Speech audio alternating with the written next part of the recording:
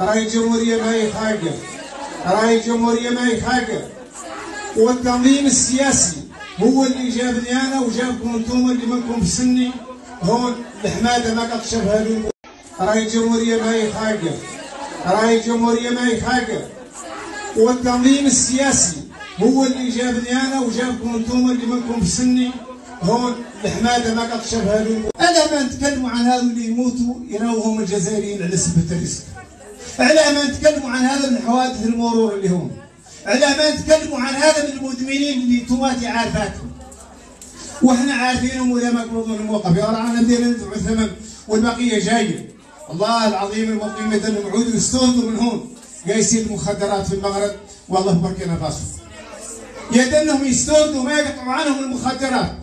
هذا راهو ما هو القارو وهذا راهو ما هو منيجر، هذا راهو الادمان. راهو واحد نوبهم في الجزائر باع امه وجوزته ومنيته للمخدرات نتيجه الادمان. وقال اكتب عليه ابو سعيد ذاك كان رئيس المجلس العلمي الجزائري، اكتب عليه مقال قال عنه ما كان ابن بار ولا كان اب حنون على بنته ولا كان جوز غيور على جوزه.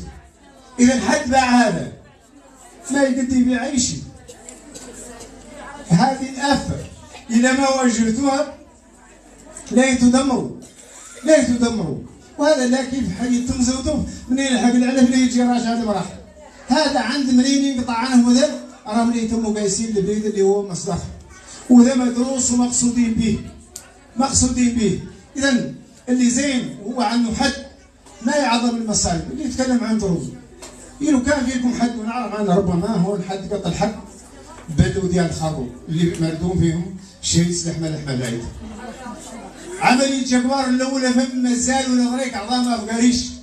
أولادكم وأخواتكم ولاد رفارات واحدة تنعت واحدة ديك الساعة نتيجة ما بخلقها.